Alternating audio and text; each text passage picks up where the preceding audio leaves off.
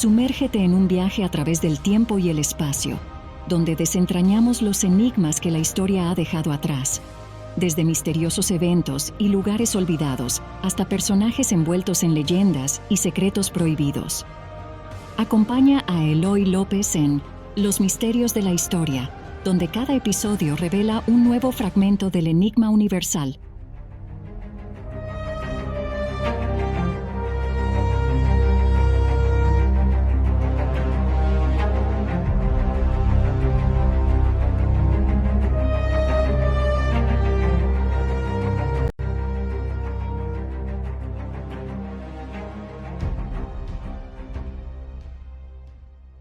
Cada año, miles de personas viajan desde todas partes del mundo a Jerusalén. Unas lo hacen movidas por el interés histórico, cultural y turístico, pero otras llegan allí impulsadas por la fe. Para los cristianos de todas las confesiones, Jerusalén es la ciudad en que se produjo la pasión de Jesucristo, su juicio, tortura, crucifixión, muerte y resurrección. Es por eso el más sagrado de los lugares de la cristiandad, y esa es la razón de que, desde la antigüedad tardía, Jerusalén se convirtiese en el centro de peregrinación para los cristianos. Desde las dominaciones romana, persa, árabe, bizantina y turca, hasta el actual control por el Estado de Israel, Jerusalén ha estado siempre en el ojo del huracán, y aun así, los peregrinos han continuado acudiendo a venerar los llamados santos lugares. Entre ellos, el más importante es sin duda la iglesia del Santo Sepulcro, bajo la cual se encuentra la roca del monte Calvario en que Cristo fue crucificado, y el sepulcro en que fue depositado y resucitó. Representantes de varias de las confesiones cristianas como la ortodoxa, la armenia, la siria o la católica, se reparten cuidadosamente el uso litúrgico de este espacio sagrado en el que a diario cientos de personas rezan con devoción. Para todos ellos, la experiencia espiritual es única y extraordinaria y refuerza su fe de un modo difícilmente repetible. ¿Y si estuviesen rezando en el sitio equivocado? ¿Y si los lugares marcados por la tradición no fuesen los de la muerte y resurrección de Cristo? Escuchas Misterios del Gólgota, la tumba de Cristo.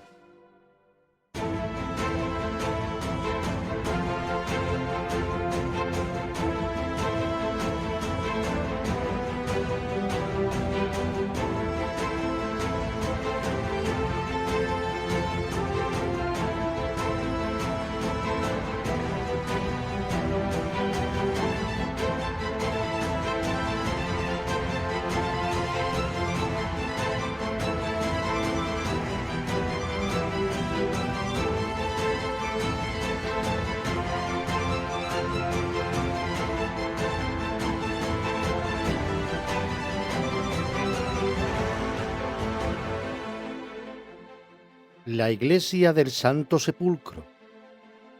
Entonces Pilato se lo entregó para que fuera crucificado.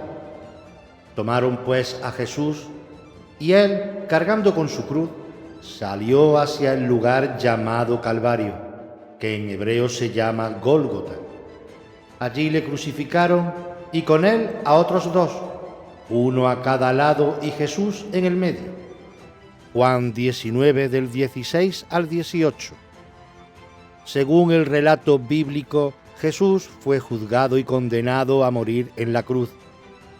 Los 4 evangelios de Mateo, Marcos, Lucas y Juan describen con detalle el sitio en que se produjo la crucifixión, el monte Calvario, lugar del cráneo, o Gólgota, en las afueras de la ciudad.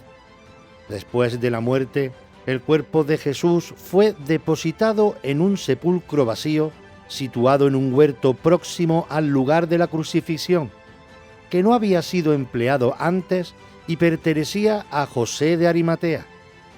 3 días más tarde, María, en compañía de otras mujeres, cuya identidad varían según el Evangelio, acudió al sepulcro y encontró la piedra de la entrada movida. El cuerpo de Jesús no estaba, había resucitado. En la medida en que la resurrección de Cristo es el pilar esencial de la fe cristiana, los lugares de su muerte y resurrección cobraron desde el mismo momento en que éstas sucedieron una importancia simbólica y religiosa capital para el cristianismo. Sin embargo, la suerte del Calvario y el Santo Sepulcro estuvieron ligadas a la propia historia de Jerusalén. Así, en las décadas posteriores a la muerte de Cristo, se produjeron varias revueltas de los judíos contra el poder de Roma que terminaron con la destrucción de la ciudad por las tropas del emperador Tito en el año 70. Más tarde, el emperador Adriano, tras sofocar una nueva revuelta en el año 135, decidió demoler por completo la ciudad y construir una nueva para borrar la huella de los judíos, cuya presencia fue prohibida. La ciudad de Adriano fue bautizada como Aelia Capitolina, y en ella la zona jardinada del Gólgota, tradicionalmente dedicada a los sepulcros, pasó a ocupar el área central. El Gólgota ya había sido integrado en el recinto de Jerusalén con anterioridad, pues desde la ampliación de la muralla por Herodes Agripa entre los años 40 y 42, había quedado incluido en ella. Sin embargo, en la nueva Aelia Capitolina, el lugar de la muerte y resurrección de Jesús era el centro urbano, y Adriano, tan deseoso de ennoblecer su ciudad como de acabar con la memoria judía, ordenó cubrirlo con toneladas de tierra y levantar un templo dedicado a Venus. Constantino fue el primer emperador cristiano, razón por la que en los años 324 y 325 ordenó al obispo de Jerusalén, Macario, que iniciase la destrucción del templo pagano para recuperar los lugares sagrados y venerarlos debidamente. Los trabajos de demolición y excavación comenzaron de inmediato, y para sorpresa de quienes temían que los restos hubiesen sido también destruidos, se encontró tanto el sepulcro como el pico rocoso del Gólgota. Constantino proyectó la construcción de un complejo arquitectónico dotado de una gran basílica para permitir el culto de los espacios de crucifixión y resurrección de Jesucristo.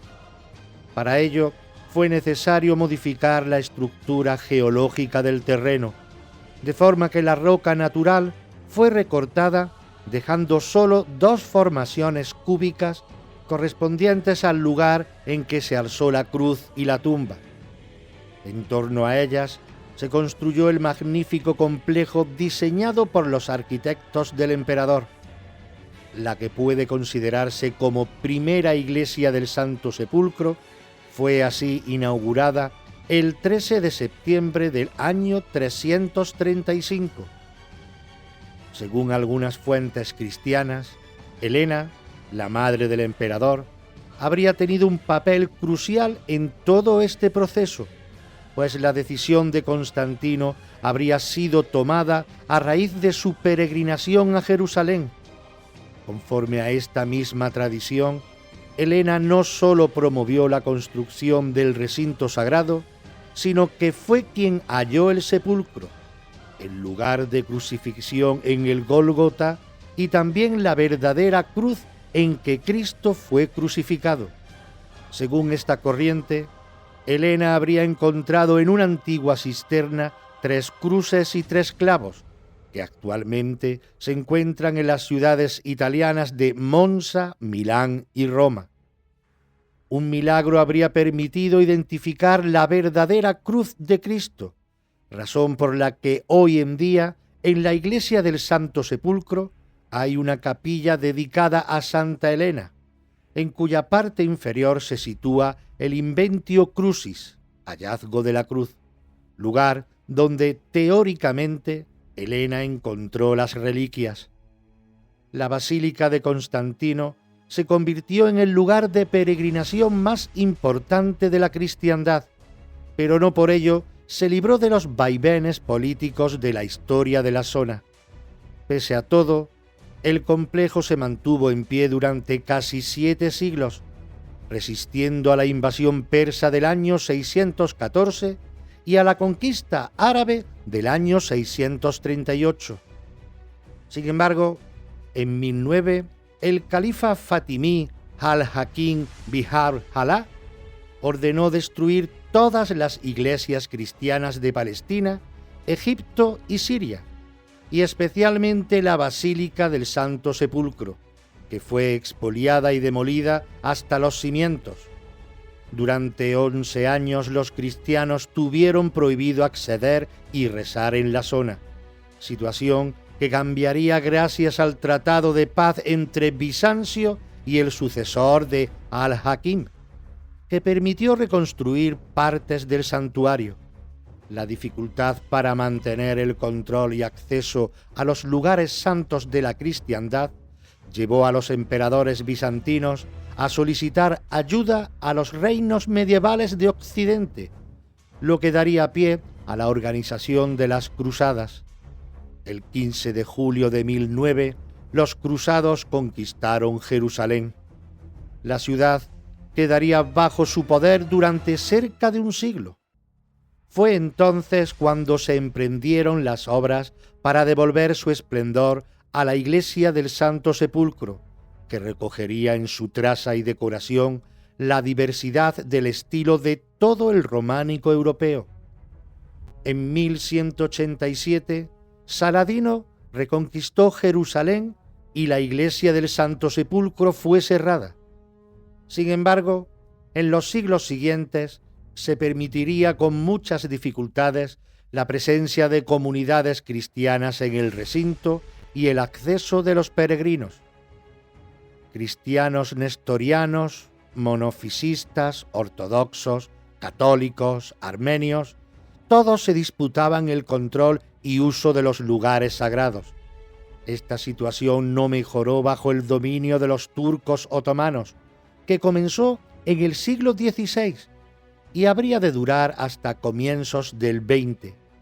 Los conflictos eran tales que en 1767 el sultán otomano emitió un firmán, decreto soberano, en el que se regulaba con detalle el uso que cada comunidad cristiana podía hacer de la iglesia del Santo Sepulcro, statu quo confirmado mediante otro firmán en 1852 y que se ha mantenido prácticamente sin cambios hasta nuestros días.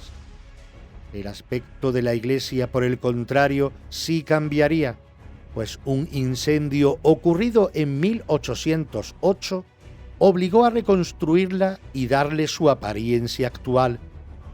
Pero aunque el reparto de la propiedad y el uso del espacio sagrado estaba claro, una importante confesión cristiana, la protestante, quedaba excluida de él. Y esto, unido a las dudas surgidas tras los siglos sobre la veracidad de la ubicación oficial de la tumba de Cristo, motivó el inicio de una búsqueda apasionante.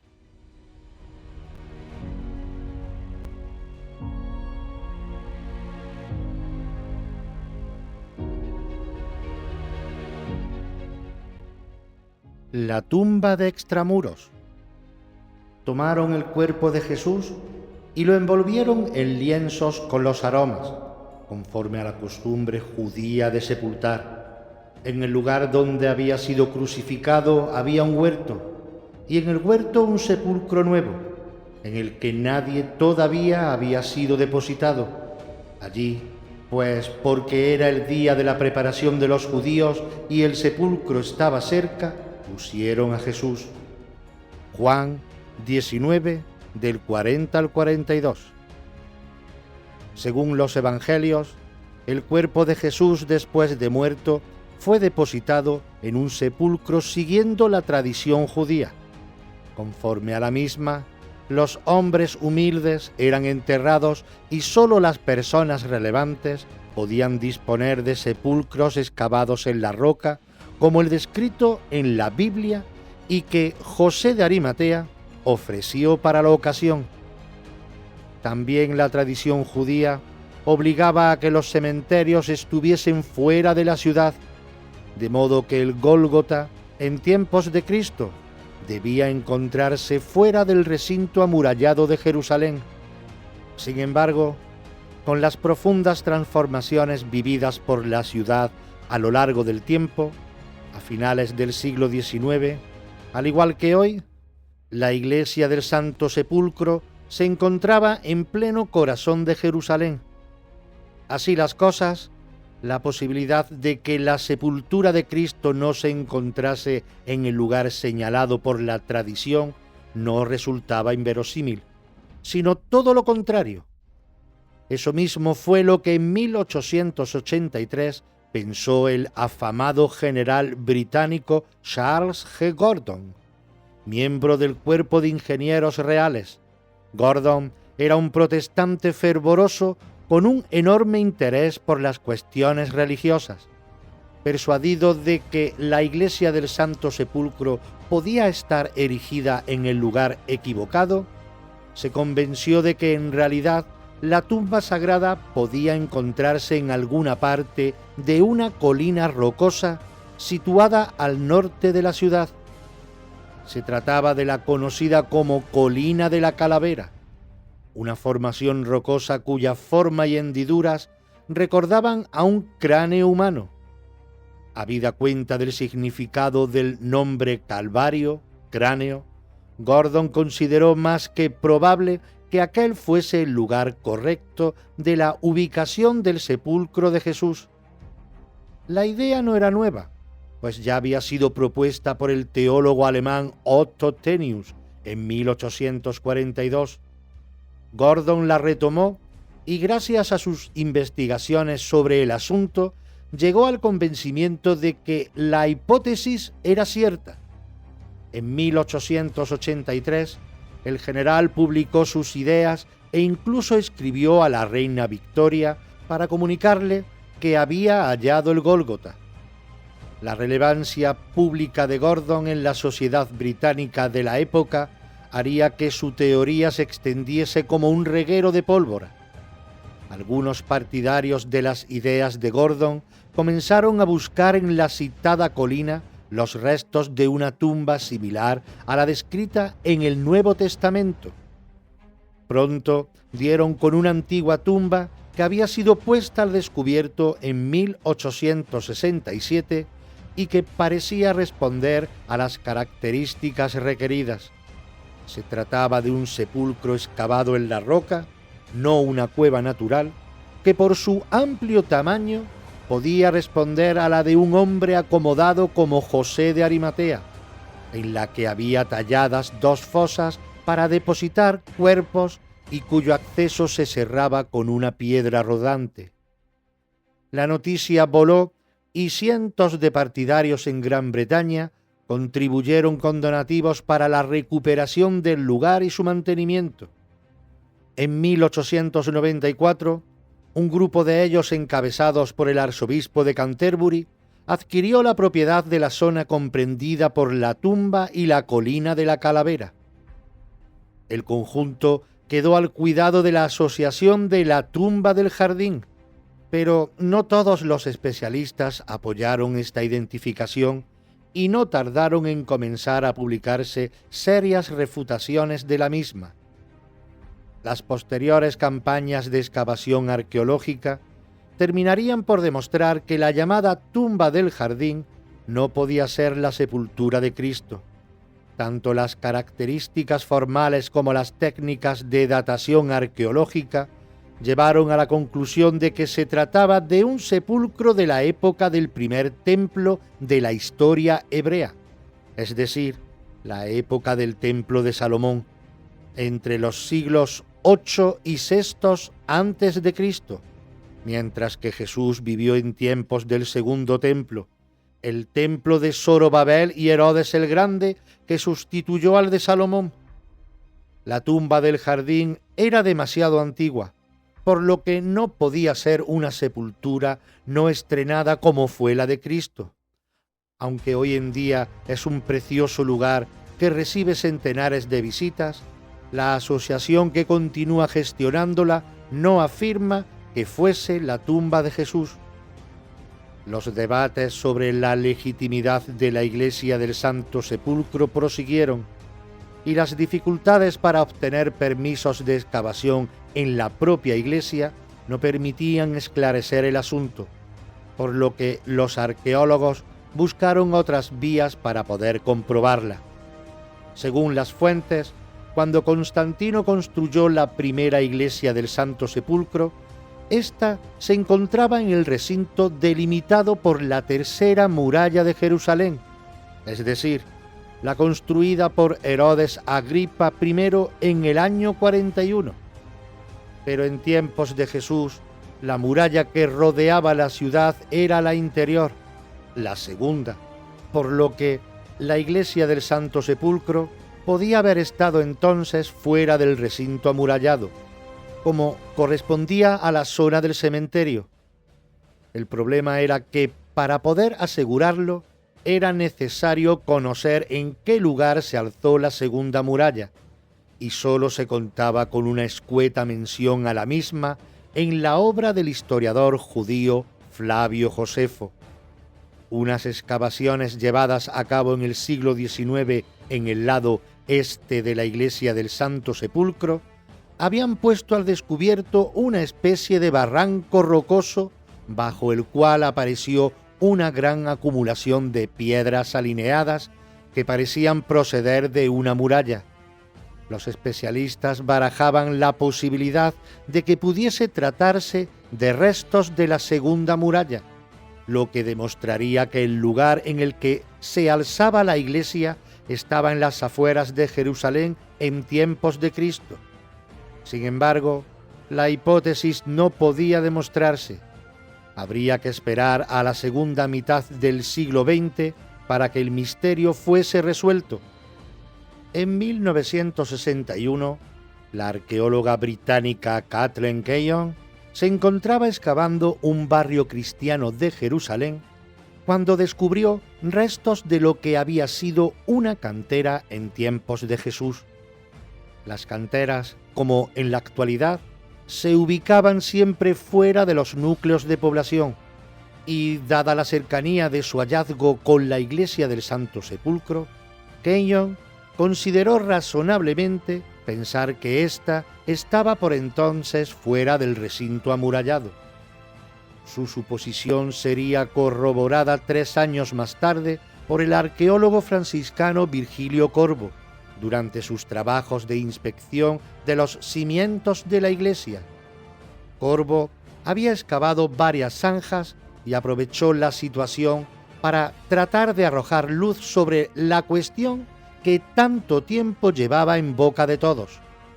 Las excavaciones demostraron que la zona de debajo de la iglesia había formado parte de una enorme cantera de la época de Cristo, la misma que había descubierto Kathleen Kenyon. De hecho, en la propia cubierta de la capilla subterránea del Inventio Crucis pueden verse las marcas de extracción de los bloques de piedra. Si la iglesia del Santo Sepulcro se alzaba sobre una antigua cantera, no cabía duda de que el lugar debía estar entonces fuera del recinto amurallado de la ciudad. La legitimidad de la iglesia del Santo Sepulcro no se había demostrado, pero cabía la posibilidad de que se encontrara en el sitio correcto. Aún habría que esperar a las pruebas aportadas por nuevas excavaciones.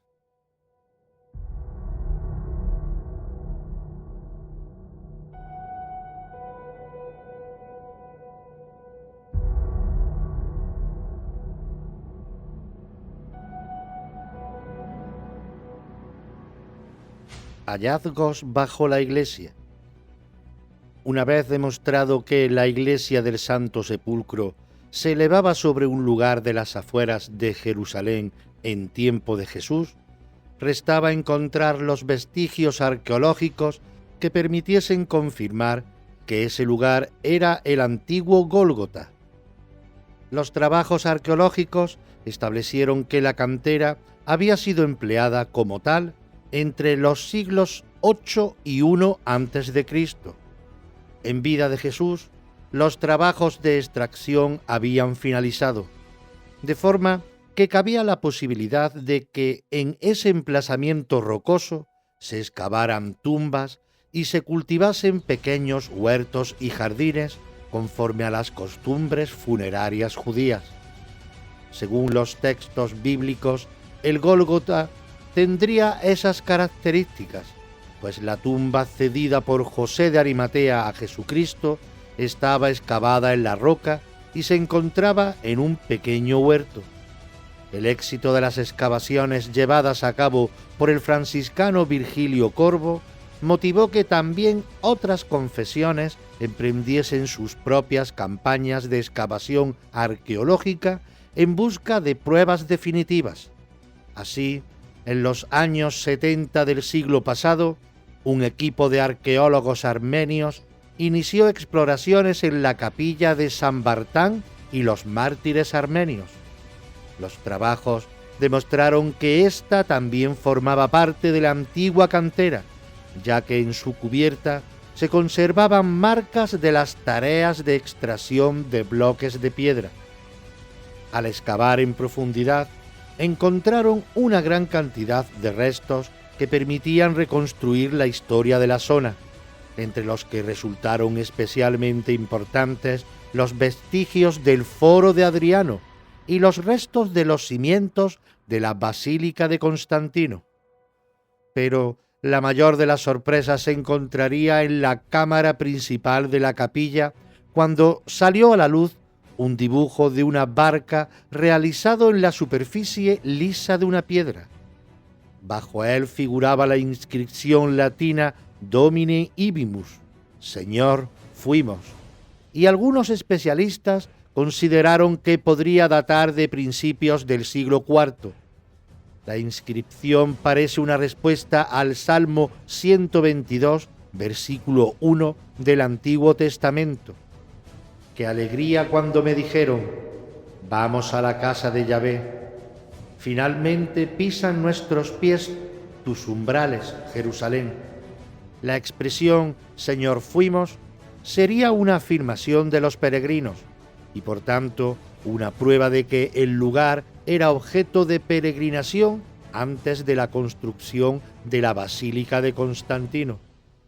Mas otros expertos consideran que tanto el dibujo como la inscripción podrían ser grafitos paganos del siglo II, de la época de Aelia Capitolina, y por eso no pueden considerarse como pruebas concluyentes sobre la sacralidad del lugar.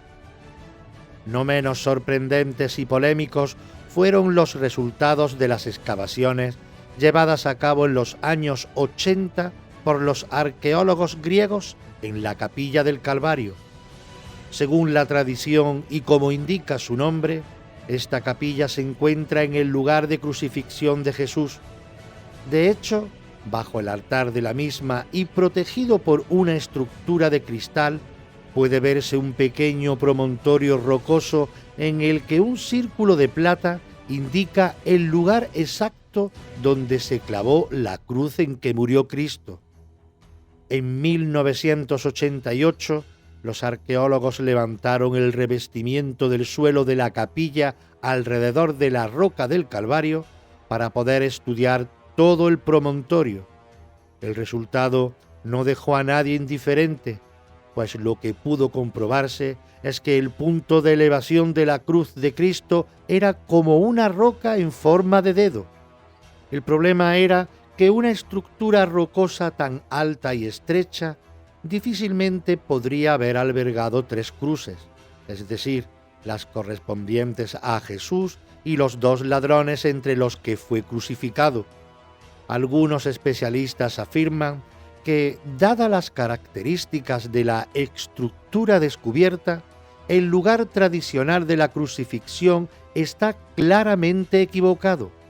No obstante, creen que la antigua cantera sobre la que se construyó la iglesia del Santo Sepulcro y de la que el dedo rocoso formaría parte, sí debía encontrarse en el Gólgota. Conforme a esta interpretación, el nombre Gólgota no habría sido empleado para designar un promontorio concreto, sino toda la zona pedregosa de la antigua cantera. Esto abriría la posibilidad de que el punto concreto de la crucifixión se encontrase en las proximidades, lo que ha llevado a algunos arqueólogos a plantear que el lugar exacto se encuentra bajo la cercana calle de David. La hipótesis no ha podido comprobarse, ya que dicho lugar no ha sido excavado. Por otra parte, son también muchos los especialistas que consideran que las dimensiones de la roca del Calvario no pueden tomarse como prueba de que allí no hubiese podido realizarse la crucifixión, ya que el sitio ha sido tan intervenido desde la época de Constantino que el promontorio rocoso bien podría haber doblado o triplicado su tamaño en tiempos de Jesús. Otro de los puntos de la iglesia del Santo Sepulcro cuyo estudio ha resultado esencial en la determinación de la legitimidad de los lugares santos es el pequeño habitáculo conocido como la tumba de José de Arimatea y Nicodemo. Esta cámara se encuentra en una capilla perteneciente a la confesión siria y cuenta con la ventaja de no haber sufrido restauraciones que hayan alterado su aspecto y estructura. El espacio funerario presenta las características típicas de las cuevas empleadas como sepulcro en época de la Segunda Muralla. La importancia del hallazgo es enorme, pues ha permitido comprobar que el conjunto rocoso sobre el que se eleva la iglesia del Santo Sepulcro era una zona utilizada como cementerio en el siglo I después de Cristo, es decir, en tiempos de la muerte de Jesucristo. Tras muchos años de análisis de los textos bíblicos e investigación arqueológica, la mayoría de los expertos en la historia de la iglesia del Santo Sepulcro coinciden en señalar lo mismo. No se han encontrado pruebas concluyentes que permitan afirmar que los lugares tradicionales de la crucifixión y resurrección de Jesús lo sean verdaderamente. Sin embargo, los hallazgos realizados desde la segunda mitad del siglo XX en adelante, tomados en conjunto, corroboran que hay elementos para considerar la tradición verosímil. Puede que nunca aparezca la prueba definitiva y nunca pueda asegurarse a los miles de peregrinos que acuden a la iglesia del Santo Sepulcro cada año, que rezan en el lugar exacto en que Cristo murió y resucitó. Pero para quienes llegan allí movidos por la fe, quizá eso no sea lo más importante.